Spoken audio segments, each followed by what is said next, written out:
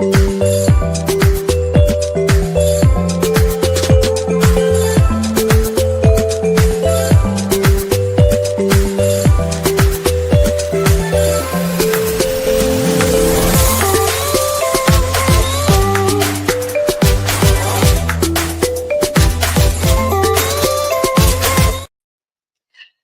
and welcome to the Author's Corner. My name is M.A.R.C.E.L.L and I am your host, and I'm so excited to be here today, as I am with every day.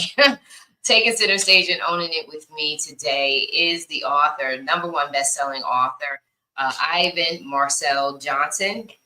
He is the Chief Executive Officer and President of Noble Application of Vital Information, Inc., and a Noble Applications Board of Directors member. He is the author of Muse and Soul, a collective of poetry that speaks from the heart. And so taking center stage and owning it with me, with no further ado, is Mr. Johnson. Welcome. How are you today? Good. How are you? I am awesome. Every day is a good day. Every day is a good day. So talk to us. This is the Author's Corner, and we bring authors all the time to talk about their book, their publications. I want our audience to get to know you a little personable about you. You wrote a book of poetry, really going in deep about your life experiences, allowing people to get into your heart, to see your heart, see your perspective. Tell us a little bit about you as a kid. What kind of kid were you, Ivan? Oh, I was as I mentioned in the book in the beginning, I was a very quiet kid. All of this is surprising to a lot of folks because, as I mentioned, my mom thought I would never speak. I would just stand and watch and observe and kind of look at everybody. But, really quiet kid, really introverted, introspective, kind of watching things going on. I think I'm athletic. At least I thought I was. But, just kind of getting those things out was a little difficult. And I have older brothers, but my oldest brother is 7 years older than me. The next one is 4 years older than me. So between my sister and I, who's 2 years old, I was kind of the only boy in the house. Kind of had her around irritating me all day, but and went to an all boys Catholic school, so which was a great experience. Got me a good opportunity to get into sports and get active and those kind of things. But again, never really had a chance to express who I am, express myself, and really get into the roots of who I am. Yeah. Well, when you read your poetry, you really go into a very vulnerable part of how you see things, romantic too, deep thinker, spiritual. So talk to us about the spiritual side. Yes, I am, grew up Catholic, changed to become Baptist. I was actually an altar boy. So again, that enabled the quietness, kind of observing the church environment, became Baptist. Very spiritual, always had a great relationship with God, and really always looked for someone in my life who had that same relationship as well. My relationship with God is very important to me. I express that as well to my son. I have an 18-year-old son, to make sure that he understands as well the roots of that relationship that we have with God and how that's kind of everything for us. Yeah, you talk about that in your book. You talk about that a couple of times in a few different ways in your poetry, causing deep thought in regards to who would be your mate, that they have to understand that you have the love of God first. So with that being said, talk to us a little bit about some of the poems that you wrote. You said you knew you were troubled. So for you to be quiet and someone who's analytical, and I'm not surprised about your business, for you to be analytical and quiet, it's interesting to read. Like, you're trouble. I mean, yes, it's always the quiet ones. It's always the quiet ones, Marissa. It's that other side, and I believe that everybody has various sides of who we are. and depending on who you're with and who you're with, whether it's your best friends, your family, your friends, you get to show them those different sides, and hopefully you can find someone with whom you can be within whom you can be a relationship and express those different sides of yourself. So that trouble is one of those other sides as well, where people don't know that side of me, but that side of me began to blossom later, obviously after high school and college, and really, taking that time to be introspective, really getting to know myself and realizing, that there is that other side of me that I never got a chance to let out.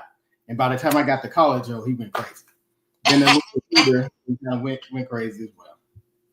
Yeah, and that's a lot of times that's when people do cut up, right? When they have that first branch of freedom, leaving home, and now you have to make those adult decisions. And listen, schools don't help when they because I remember when my daughter went to college, right in her high school year. It started in a high school where it's hands off. They don't want you to be overly involved with the kids, and then by the time they get to college, they think that they're their own adults and running out and doing things. So I'm not surprised. I want to show the audience this picture of you because this, I think, kind of gives a little shot of how you can be trouble. This is a beautiful shot of Ivan checking out his book for the very first time, having it in his hands, being able to look at and flip through the pages. And so talk to us about that moment. When you first published, how did you feel? Yeah, this was a dream come true. I sat down when I started writing the poems because I like poetry, I like music. And poetry is kind of a offshoot of music and writing music. So I kind of challenged myself, having conversations with God of, okay, let's go ahead and get this thing done. So I kind of started putting them together. I talked to Mark. Mark said, hey, I know this wonderful lady, Marissa, and we can get your book, your stuff published, and yada, yada, yada. I was like, oh, this is great. So I just knocked them out. And I was telling my friend, I came up with titles. So the way it works for me is I'll come up with the title, and then I wrote down like 50 titles. And then I just started writing. And just started writing from the titles because every title means something to me. So from that title, I started writing the poem. So when I was actually able to get it published, I was like, man, this is awesome. This is, again, if people who know me and knew me growing up would probably think, what in the world? He's writing poetry. Where did this come from? He's that quiet kid that I knew never really said anything, just kind of watched. And now he's writing poetry and yada, yada, yada. But wanted to give everybody that opportunity to see the different sides, whether it be romantic, spiritual, parental, those kind of things. Yes, it's amazing. And like I said, I have your book right here with me, signed and all. Thank you because I was able to. Thank you. Yeah, I was able to get a copy of it while you were here in the Dominican Republic, doing the international speaking for Own It X. Awesome. Yeah. So talk to us a little bit about that experience because, on our platform, we're always, encouraging, business owners, authors. You got to get out, you got to expand your network, and you got to get used to speaking. How was that experience speaking on an international stage? Yeah, that was, and again, this is the quiet person. I don't really like public speaking. I was never a fan of public speaking. Had several leadership positions in nonprofit organizations. Told them the same thing. They looked at me crazy. Like, how are you going to be the president of the organization and you don't like public speaking? So what I did, God challenged me said you need to challenge yourself. In order to grow, you can't grow without challenging yourself. So what I found myself doing as I got older and continued to grow was starting to put myself in uncomfortable situations. And this is one of them where it was a great opportunity, and everyone knows what's going on with the administration and things like that. So we had a few setbacks with my IT company. And I kind of thought and talked to Mark and was like, man, should I really take the time to go? And, we need to go after more contracts. And Mark said, hey, in 5 days, you're not going to get 3 contracts. So you might as well go. Right. This is a dream and something you've been trying to do. So go ahead and go.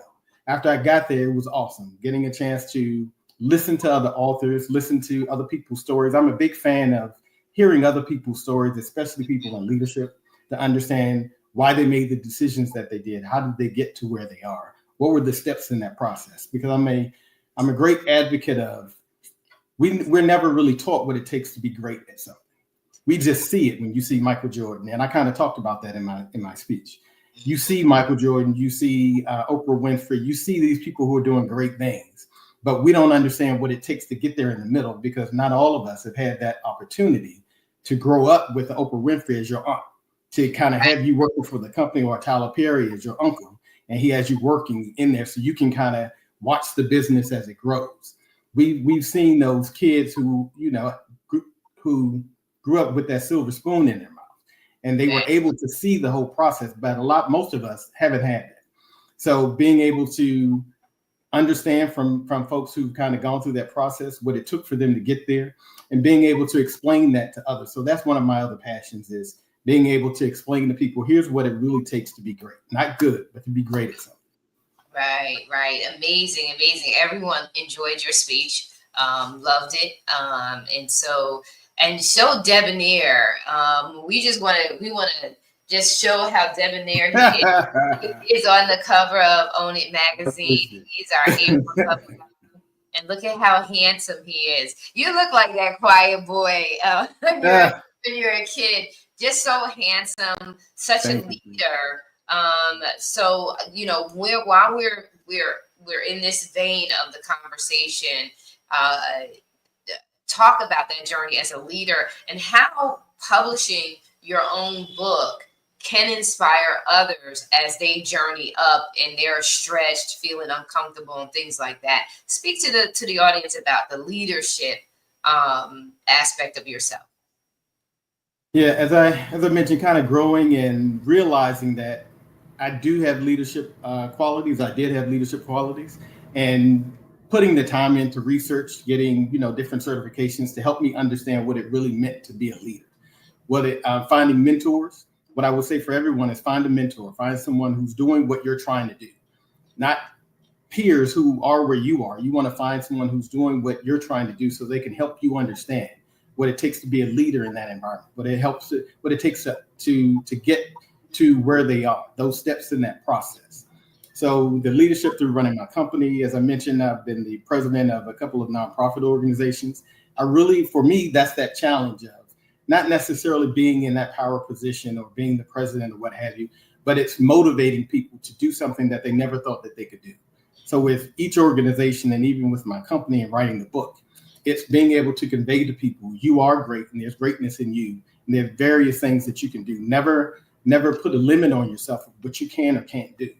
You might not turn out to be Michael Jordan, but you can be the best basketball player that you can possibly be. So take that time to figure out what that is, but never put limits on yourself.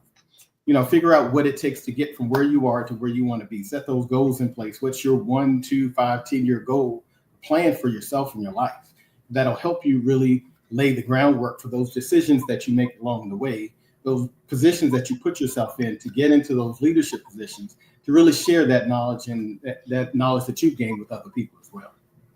Yeah, very good, insight and wisdom to do that. I always say, whether you want to be or you don't want to be, whether you like it or you don't like it, whether you have an official title or you don't, you are leading someone, because someone is admiring you. They're admiring the things that you're saying. They're watching how you're accomplishing and achieving your goals. And some people, whether it's pride, whether they don't think that it's important enough, will never tell you that they've learned from you, that they're gleaning from you. And so I say to everyone, we are all leaders. We are leaders first of ourselves, and then we're leaders of others. And that's why it's important for us to, whether we sign up for it or not, it's important for us to understand leadership and leader impact, right? Influence. And you've been named one of the top men of authority, awesome. Authenticity, influence and legacy. And so what does that mean to you? Because that is like, wow. Yeah. I mean, for me, again, coming from that quiet kid, this is an honor, and I appreciate it. I appreciate everything that God is blessing me with. And for me, it's part of that path of getting that path of getting to where I want to be. So, it's definitely an honor. It's something that for me was definitely unexpected, but I definitely appreciate it. And I, again, accept all the blessings that God has for me. Yeah, that ability to influence in a positive way, Yes. which brings us full circle back to your book. And for those of you who have not seen it, let's put it up there. Muse and Yes. Soul. It's God. beautiful. Yes, beautiful cover, beautiful poetry. What is your? I'm gonna do this 3 times. I'm gonna ask you different ways. What is the if you were to say it, what is the must read? I know they must read the whole book of poetry, Yes. Yes. but Yes. what is the most important read to you? Or which one did you really want to speak to the reader directly? I would say symphony is one. Um, as much as people might be taken aback by it, the "I Don't Love You" poem, and let me see the. I would also choose "I Don't Deserve This." I don't deserve this. That is so good.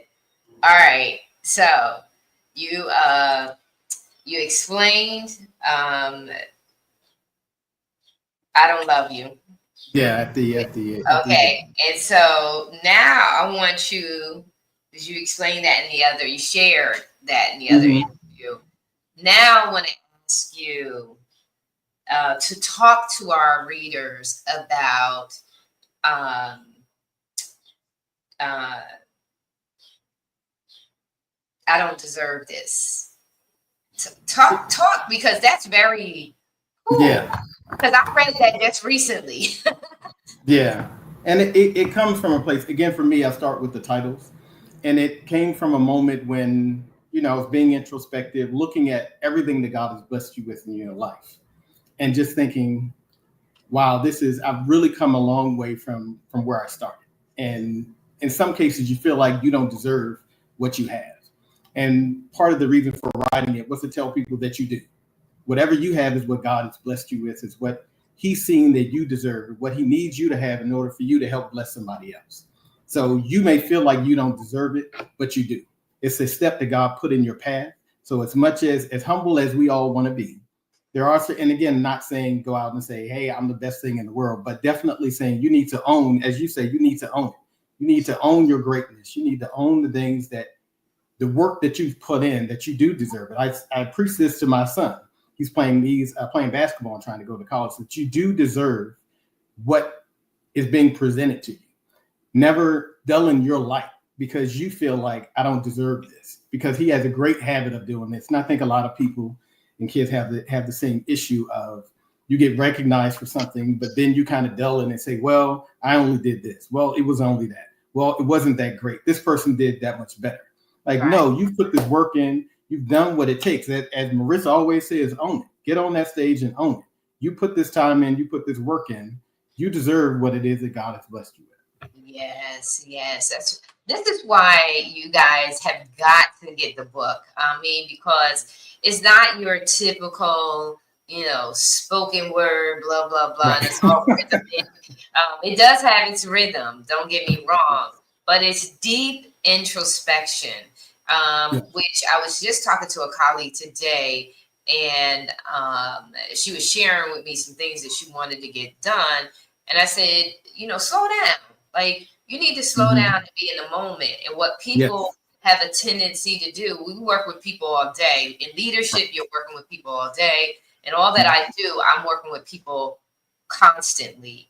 And the one thing, and then a lot of folks, they look at Marisa, editor in chief of Own It Magazine and Publishing, but they don't know the other hat I wear, which is a behavioral analyst. And so and I feel like this is such the perfect combination for me as a behavioral analyst, in the sense that I get to watch people's behavior in their business, right? And I get to share with them the areas that they need to address in order for them to show up better in their business.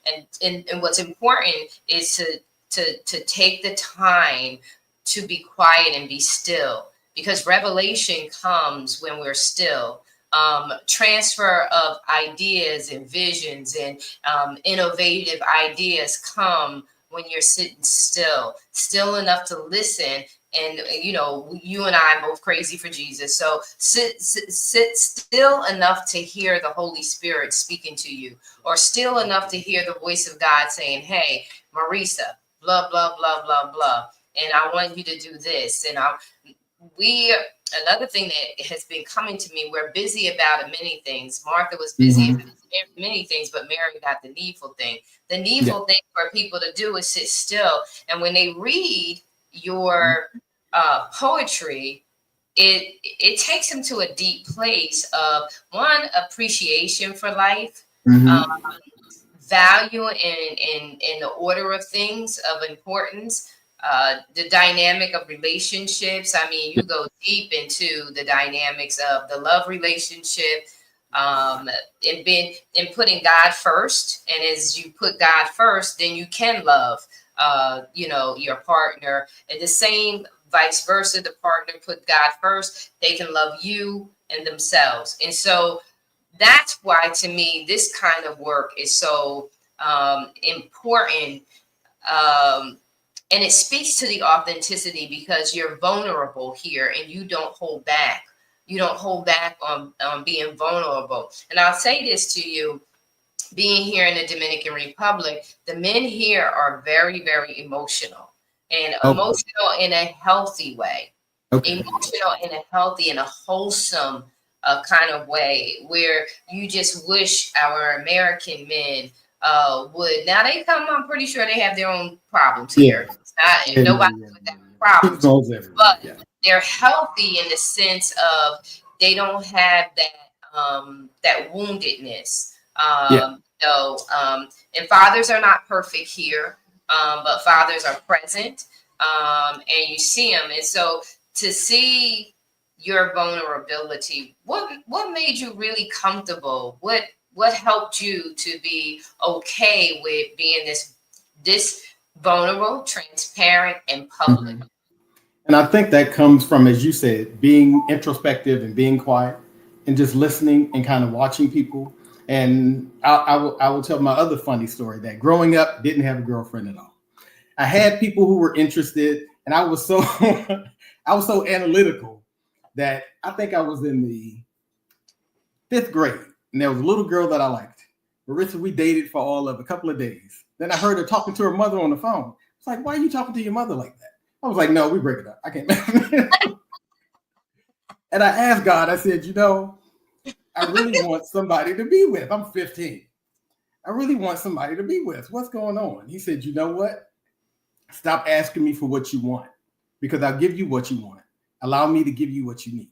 I said, okay. So from there on, I said, I'm going to stop asking. I'm just going to go forward and do what I need to do. But that time of being quiet, I think, allowed me to watch other people, see other relationships, see dynamics, and realizing, I really don't want to do that, or I don't want that in a relationship, and I don't want this. I mean, we've all still made our mistakes in relationships, but going through that process, I think, made me okay with being vulnerable, made me into a better communicator, because then I kind of learned that, especially through my marriage, I'm divorced, is taking ownership of my part of what made things not go well, and understanding that I need to do better at communicating. I need to do better at really making sure that the other person understands how I feel and where I'm coming from, and I can't hold that in. So I did my therapy sessions just to make sure I wasn't crazy. And just to make sure, I kind of had everything together. But, that really helped me to understand, hey, you allow things to go on without saying anything. So being vulnerable enough to say, you know what, here's how I feel. Here's what I'm thinking. Here's what's going on. I need you to understand me, because if you can't accept me and all of who I am, then I need to move on to somebody else. Right. And that's why, and I do want to re-explain the I don't love you. And that's kind of what that is. And as you were saying before, it's really, you need to have a relationship with God first before you can try to have a relationship with someone else. Because how can I say I love you when I don't even have my own relationship? Because No. how am I able to identify the right person for me if I don't know what love really looks like? And my basis for love, my love for God and how I experience him through my senses and how I see what you do, how I smell, those smells Yeah. that your mom's Yep. cooking, the taste and all those different things help you to identify what it Right. really means to love somebody, someone who loves you enough to stay up all night for Thanksgiving or Christmas and cook all of this food. You see those things that helps you to kind of identify and put a filter on people who come your way. You can say, Right. nope, you don't really fit the filter. So Right. that's kind of what that's really about, being vulnerable enough to say, I love my relationship with God enough to know that you're not the right person for me.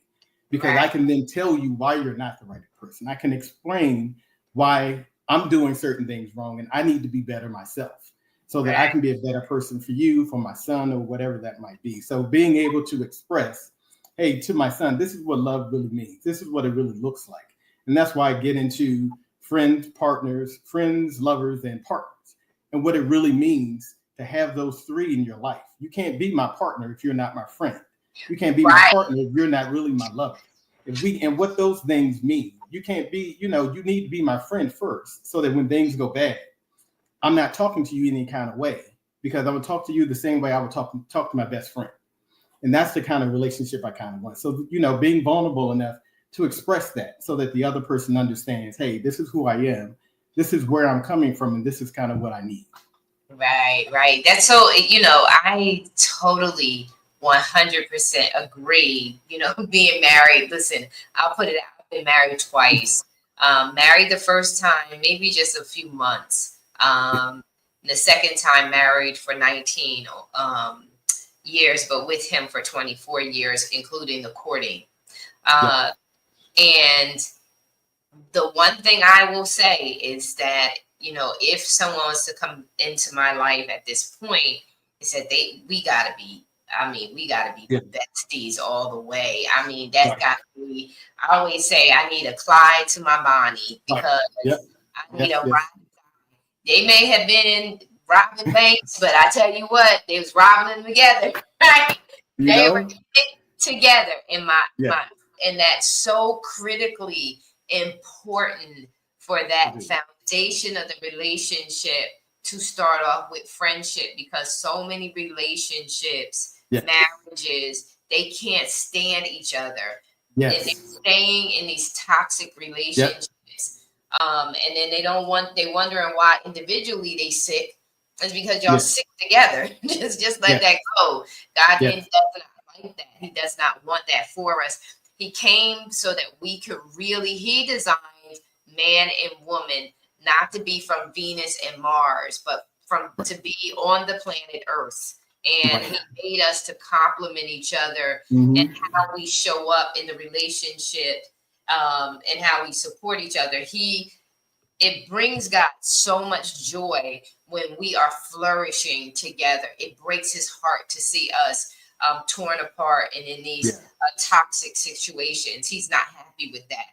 And so I love your spirit. I love the kindness. Not only do you see in your book your heart, but to be with this gentleman, to be in his presence and to be around him, it's the same loving, healthy energy that you get and experience from you. So it was really a pleasure meeting you, spending time with you while you were here in the DR, and just a total gentleman. And it shows up in your written work. And so I just want to say thank you so very much. Listen, how can we tell the people to get the copy of the book? How do we tell them to get in touch with you, get connected with you, and all that good stuff? Well, my website for the book is marcelnovelty.com. At the website, you'll see the store link. You can click the store link and you can purchase the book from there directly from me. Oh, nice, nice, nice, nice, nice. Well, here's the cover of the book. He has it in hardcover, paperback. Hardcover is fully colored. I don't know if Yes, I it is. Beautiful Oh my colors. God. Oh Beautiful my colors. God. Look at that. When I got this book in my hand, I said, oh my goodness, this is It's one thing to design it, but it's another thing to see the final. I'm trying to make sure with my background that Yes. you can see Yep. It's the coming through cover. nicely. It's just beautiful, and it's funny because it was just by happenstance I let you see it in the digital format, and you're like, well, wait a minute, I got this book and it's Right. black and white. What's going on? And I was like, that is gonna be in black and white. You're like, Right. oh Like, no, no, no. I need the colors. You spoiled me. I needed the colors. Yes, exactly. So really excited about that. We know the book is going to eventually be available on audio, so folks could Yes. be on the lookout for having that done as we bring that vision together. You lead with your vision of how you want the audiobook done, but the audiobook is coming. We're excited about that. We're going to be closing out. What's next for you? What are you up to next? Well, definitely looking at some book signings for the book. A few other books I'm interested in writing. Definitely one, as you know, one of my favorites is 60 and 30. I have a few other things going on. As Marissa mentioned, I have my IT company, but I also started a nonprofit and a clothing company. So as you saw in the picture, I love bow ties. I'm exclusively bow ties. So I have some custom bow ties and pocket squares and socks coming out Yeah, soon. that So book tie. yeah. So definitely, trying to expand into different areas. And for me, it's that next level of retirement to kind of move away from the IT stuff and moving into those things that God is really calling me to do so that I can help others with my nonprofit, with entrepreneurship and different things like that. So that's Oh, what's awesome, awesome, awesome. Really excited about all that you're doing. Keep us in tune. Looking forward to the next book and getting that published and all the other things that you'll be working on, the different projects that you're working on. I know that you're going to be doing a little something with King Conversations.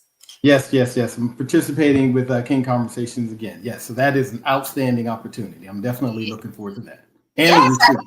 yeah, I had to remember that you were a part of the first Yes, wave. Oh, yes, that's yes, right. That is right. That's how we got this party started. All yes, right. yes. So listen, we're here. We are here with the book Muse and Soul with Marcel Ivan Johnson. This is amazing. Get your copy. I already told you Yes. where to get it. I am going to make sure that the link is available in the thread for this interview so that those people don't have a challenge finding it, that they're able to click on the link within the thread and go directly to purchase your copy of the book. People you want to get and stay connected with Ivan on social media platforms, just look him up. You'll see his name. You'll see his Marcel.